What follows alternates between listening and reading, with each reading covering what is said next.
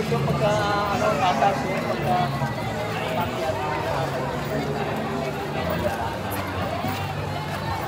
Ma'am, sir, sando pa bata po tayo na natin. Kuya Sando.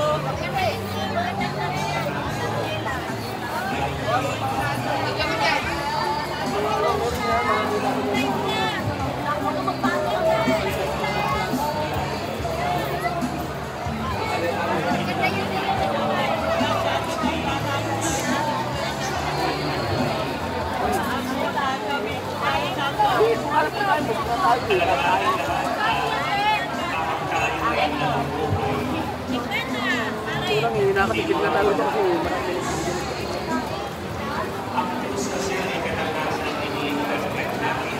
Kasi yun, Jollibee yung Ate, kuya, sando pa bata tayo na. Mami, sir, ma'am, sir, oh, sando. Oo.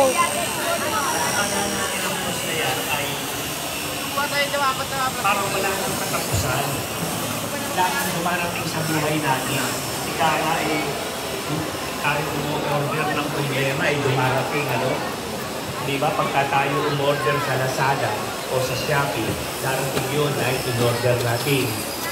Pero kadalasan sa buhay natin, dumarating mga pagsubok na hindi natin inaasahan. At sa mga pagkakataong iyan, kinakailangan dagdagan natin, tatagan natin ang ating pananampalataya sa Diyos. Na ang ibig sabihin, anuman ang mangyari sa buhay natin, hindi tayo pababayaan ng Diyos. Magandang maunawaan natin na ang krus sa ating buhay ay hindi lamang ang mga problema at pagsubok na dumarating sa atin. Dahil sabi nga ng isang komentarista sa Biblia, para sa kanya, ang tunay na kahulugan ng krus ay ang araw-araw na pagsisikap na maisabuhay ang mga turo ni Kristo. So, ang araw-araw na pagsisikap natin na maisabuhay tulad ng pagmamahal sa kapwa-tao, pagbibigay, pag-unawa sa kapwa, pagpapatawad sa kapwa-tao. Yan ay pang-araw-araw natin gagawin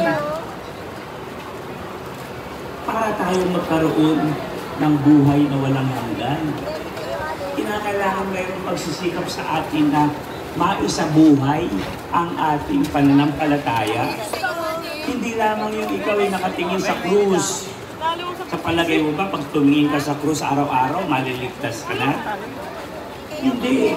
Kinakailangan ang iyong pananampalataya sa krus na yan ay isabuhay mo. Magpatawad ka. Simba ka ng simba hindi ka makapagpatawad sa iyong kapwa.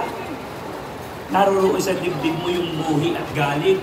10 taon na nakararaan, galit ka pa rin hanggang ngayon. Hindi ka makamove on. Pagka ganyan ka, hindi mo sinasabuhay ang turo ni Kristo. Meron akong kwento na laging ginagamit.